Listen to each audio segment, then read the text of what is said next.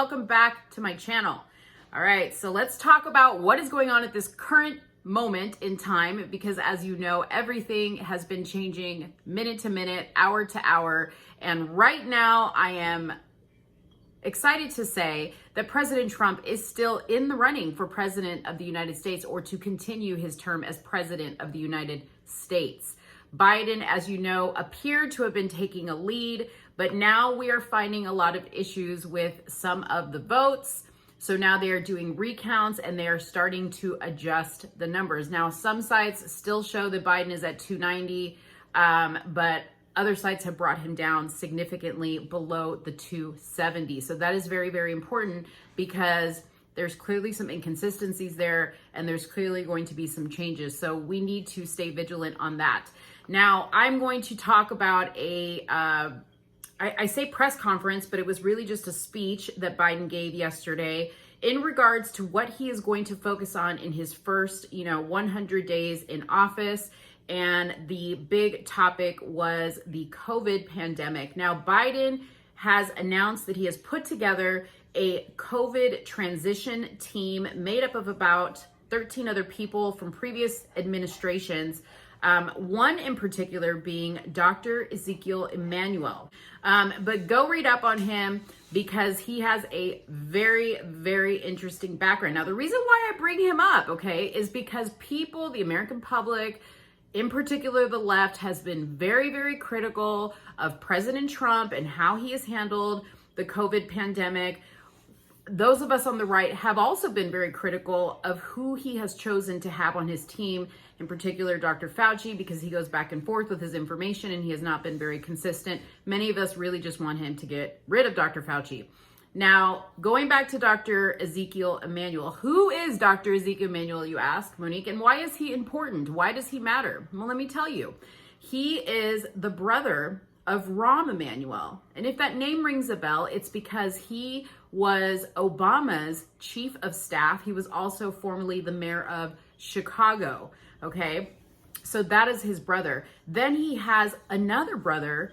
I forget his name. I want to say it's like Ari, I think it is, Ari Emanuel. Now, Ari Emanuel works in Hollywood. He created a talent agency, okay, and he is considered a big Hollywood mogul. But that's not the interesting part about him in particular.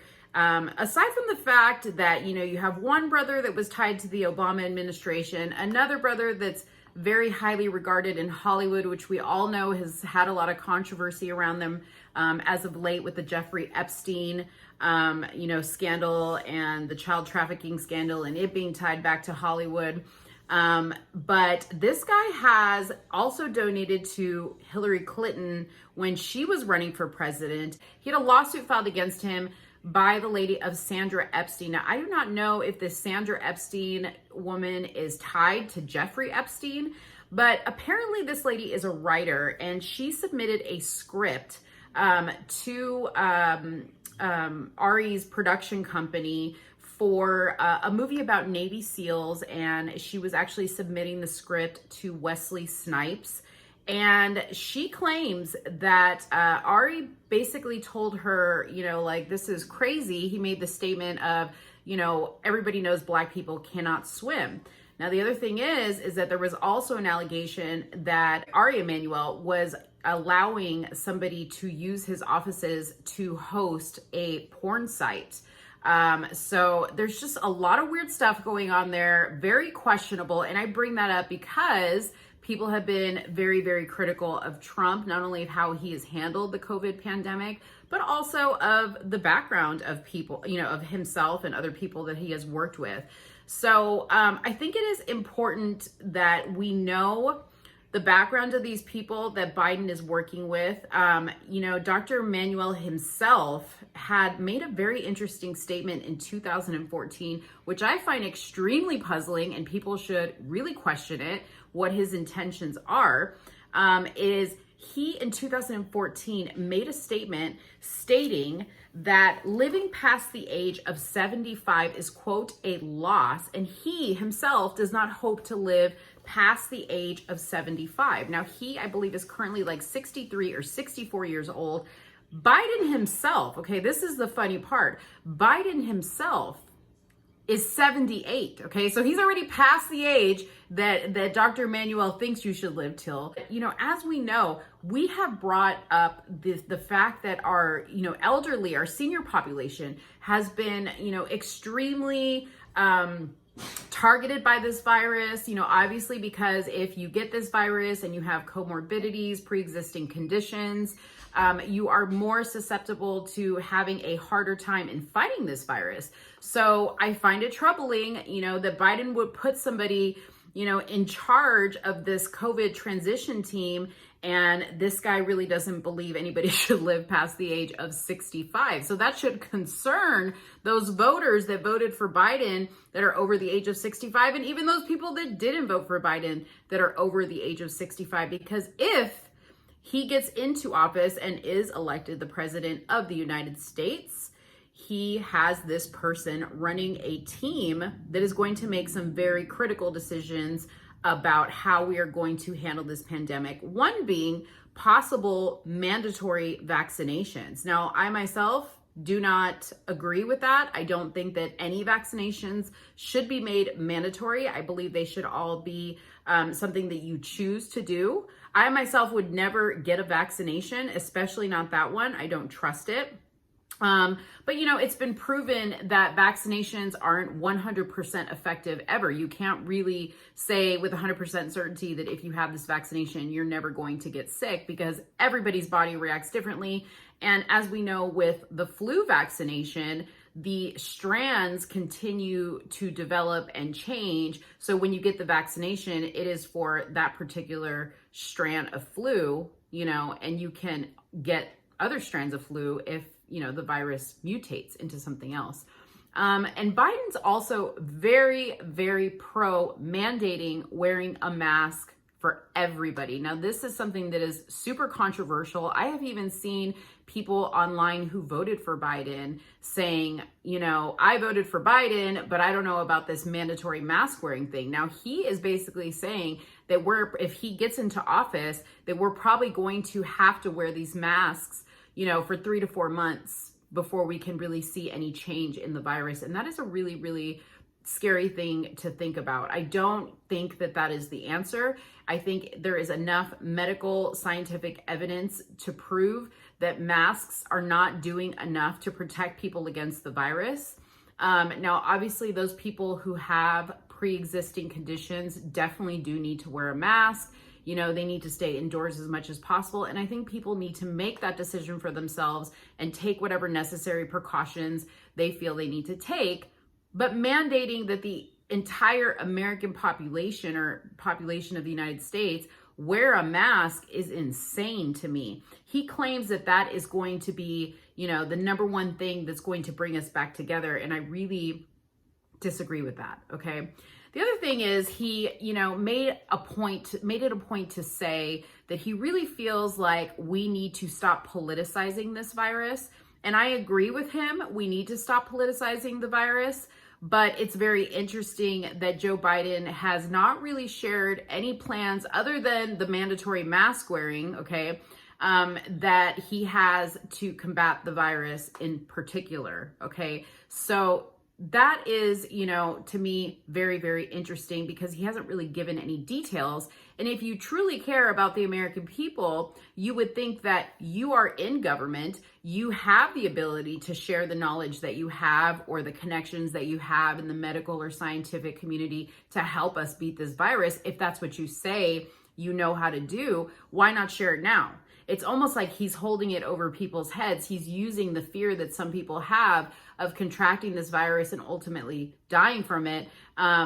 He's saying, well, when I'm elected is when I'll give you the full details, So without being said, he's saying, if I'm not elected, you're not going to get jack. Okay. I'm just going to let you guys all suffer.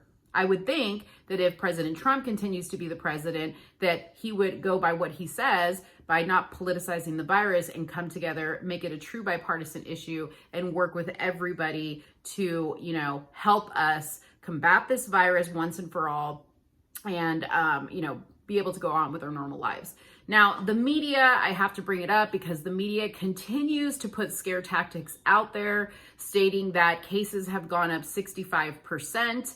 But nobody is talking about the fact that deaths have gone down considerably since, we had a really, bad moment with the virus and we were, having a lot of people dying and whatnot. Now, remember back when we initially did the 30 days to slow the spread, which was when everybody went into quarantine, stores weren't open, businesses were shut down, nobody could really leave their house unless it was for like essential purposes.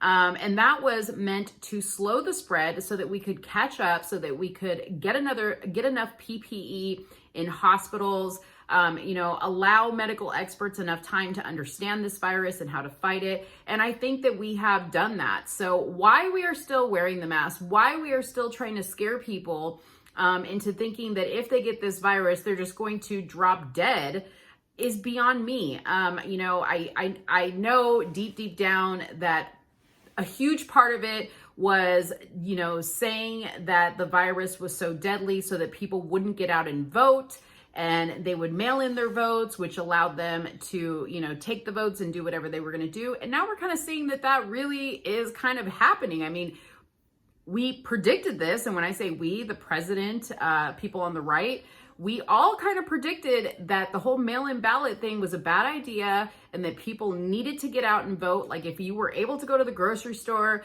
if you were able to go to your hair appointment, if you were able to go out and buy, Nikes and, do whatever, walk your dog, you can go to the voting booth, put your mask on, put 2 masks on if you like, lather yourself up in antibacterial and go cast your vote in person. Because now we are seeing what is transpiring of that not happening. So I just wonder what is, the secondary ultimate goal with continuing to use this scare tactic, that, it's still not safe to go out. I posted a picture the other day on my social media game of, I think it was like the Clemson and Notre Dame game, football game. And it was like the biggest crowd of people I have ever seen all grouped together. I mean, there must have been hundreds of thousands of people together. And I was just like, no word from the media that this is a super spreader event. Like they like to label all of Trump's rallies and, things that he does. They always say he's, putting all these super spreader events together. But, the media doesn't like to talk about that when it comes to protests or when it comes to football games or even when it comes to people going to a Biden rally. When he got up there and did his quote unquote acceptance speech for the presidential office that he still doesn't have yet, he himself did not even have a mask on at all the entire time. So again, the media doesn't point that out. They only point it out when it's Trump. Anyways, I wanted to bring this up about Dr. Emanuel because I myself plan to look into the other people that are on this COVID task force team and continue to bring this information to light because I feel like the American people need to know who is going to be making these very critical decisions about their health and well-being. I want to know what you guys think in the comments box below. Were you aware of this information? Is this going to make you dig in more deeper? Let me know what you think. Don't forget to like this video. Don't forget to share this video. And don't forget to subscribe to my channel. Thank you so much and have a good one. Bye-bye.